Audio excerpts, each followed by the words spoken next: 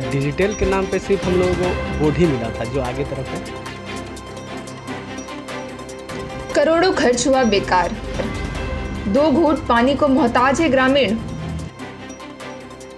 एक तरफ सरकार जन आकांक्षाओं से जुड़ी योजनाओं को सफल बनाने के लिए पैसा पानी की तरह बहा रही है, तो दूसरी तरफ अधिकारी गलत आंकड़ा प्रस्तुत कर सरकार और जनता को चूना लगाने में जुटे हैं। ऐसा ही चौंकाने वाला मामला है झारखंड के बोकारो जिले के चंदनकियारी विधानसभा क्षेत्र का।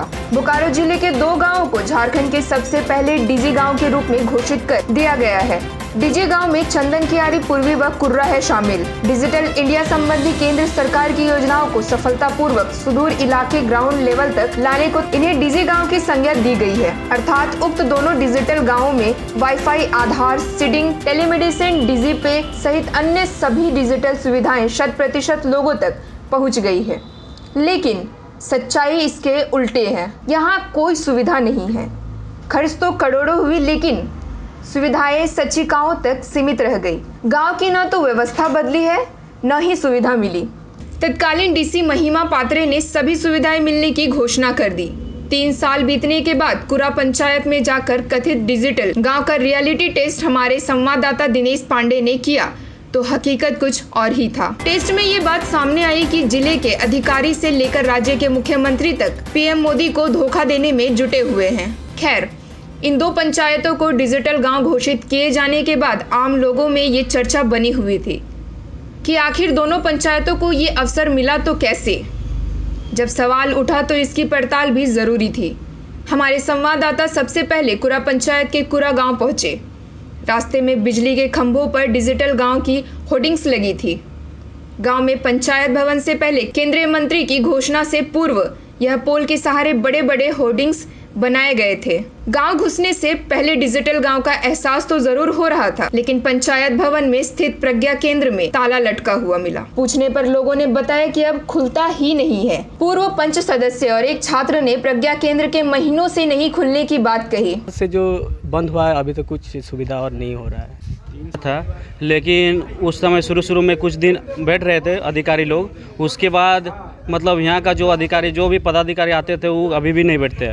और जो बिजली का रसीद कटता था, बिजली का रसीद भी अभी कटना बंद हो गया है। ग्रामीणों ने बताया कि बोर्ड में जो डीजी गांव में आने वाली सुविधा का जिक्र था, उसका बोर्ड में छपाई के अलावा 1% भी इस गांव में नहीं है। यह सिर्फ यहाँ के अधिकारियों द्वारा सरकार से अवार्ड लेने के लिए खेल रचा गया। उन्होंने बताया, गाँव में मात्र बमुश्किल 2 से 4 घंटे बिजली आती है। प्रज्ञा केंद्र खुलती ही नहीं। 2 किलोमीटर दूर से पीने का पानी लाना पड़ता है। अन्य कोई ऐसी विशेष सुविधा गाँव को मुहैया नहीं कराई गई। अब भी जहाँ पूरा भारत डिजिटली चल रहा है, वहीं कुछ गाँव में अब तक सरकारी पदों पे बैठे लोगों के कारण अब तक वो लोग अनजान हैं। इसी के साथ P3 न्यूज झारखंड के लिए बोकारो से अनिल कुमार की देखे एक रिपोर्ट। बताइए कि 2017 में इस पंचायत में इस गांव को जो है डिजिटल डीजी गांव के रूप में बनाया गया था, और इसको लेके जो तत्कालीन उस समय डीसी से राय महिमा पत्रे, उन्होंने जाके दिल्ली में सम्मान भी लिया था कि पहला डिजिटल पूरे इंडिया में पहला गाँव बना था ये।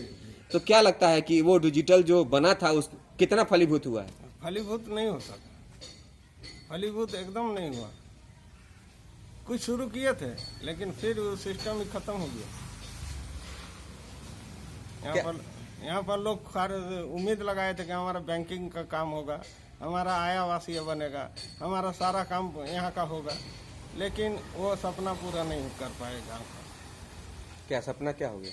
सपना सिस्टम ही नहीं चला। सपना पूरा ही। देखिए, डिजिटल का मतलब जितना भी होता है, वो जितना सुविधा मिलना चाहिए उतना नहीं मिल रहा है। और डिजिटल के नाम पे सिर्फ हम लोगों को बोर्ड ही मिला था जो आगे तरफ है, और अभी वो बोर्ड भी नहीं है। मतलब इतना बद से बदतर स्थिति हो चुकी है। और जो पहले मतलब कुछ दिन तक तो जब डिजिटल हुआ तो कुछ दिन तक कार्य चल रहा था, लेकिन अभी उसके बाद से जो बंद हुआ है अभी तो कुछ सुविधा और नहीं हो रहा है। 3 साल हुआ, 3 साल में कितने लोग आए हैं अधिकारी यहाँ पर? स्टार्टिंग में जो होता है ना, कोई भी चीज़ का स्टार्टिंग में थोड़ा बहुत होता है, वो सबका होता है, लेकिन उसके बाद जो बंद हुआ और अभी तक नहीं खुला है। यहाँ वाईफाई सुविधा वगैरह? वाईफाई तो वो बोले ना कि 1-2 दिन सिर्फ नाम मात्र दिखा, उसके बाद जो बंद हुआ और नहीं मिल रहा है। अवार्ड मिला है आपके गाँव को? अवार्ड तो मिल भी जाता है, वो सब का क्या है अवार्ड। केवल बोर्ड लगा कर अवार्ड लिया गया। बोर्ड तो अभी बोर्ड भी नहीं है, समझ रहे हैं ना। सिर्फ कुछ दिन के लिए बोर्ड स्टार्टिंग में दे दिया गया था, अब बोर्ड भी अभी उखड़ चुका है। उसके बारे में भी वो भी देखने नहीं आया कोई। जी सर, क्या क्या सुविधा मिल रहा है डीजी गांव पर? यहाँ तो सर सुविधा के नाम पर जो है ना 2017 में डिजिटल गांव घोषित हुआ था इसमें। तो डिजिटल मतलब क्या, यहाँ सब व्यवस्था होना चाहिए डिजिटल मतलब, जैसे शिक्षा हो, चाहे बैंकिंग हो, चाहे प्रज्ञा केंद्र हो, ये टोटल व्यवस्था होना चाहिए डिजिटल के माध्यम से। लेकिन ये काम अभी तक हम लोग का नहीं हुआ डिजिटल, और डिजिटल के नाम पर सब कलंक यहाँ हुआ है। से कोसों दूर है। इसका कारण यही है कि आज के समय में ऑनलाइन के माध्यम से सारा कार्य हो रही है। जो कार्य के लिए यहाँ पे ना ही व्यवस्था है, ना ही यहाँ पे कोई बैठ रहे हैं, ना मनरेगा कर्मी बैठ रहे हैं, ना पंचायत सेवक बैठ रहे हैं, ना रोजगार सेवक बैठ रहे हैं, और ना ही यहाँ के कोई जनप्रतिनिधि यहाँ पे सही समय पे समय दे पा रहे हैं। जिस कारण यहाँ का जो योजना डिजिटल के माध्यम से जो योजना का लाभ मिलना चाहिए वो लाभ नहीं मिल पा रही है। से यहाँ पर आयुष्मान भारत का जो बोर्ड लगा है, स्वास्थ्य केंद्र है, वहाँ पर भी जो स्वास्थ्य का जितने भी दवा है, जैसे आयरन की गोली और बहुत सारा जो गोली होता है, वो सब सुविधा भी नहीं मिलता है। और यहाँ पर मतलब जो रेगुलर जो डॉक्टर या नर्स आती थी वो भी नहीं आती है। कब से नहीं? वही लॉकडाउन के पहले से ही नहीं आ रही है। लॉकडाउन के पहले ये काम चल रहा था? हाँ, चल रहा था। कभी कभी आती थी, कभी कभी नहीं आती थी।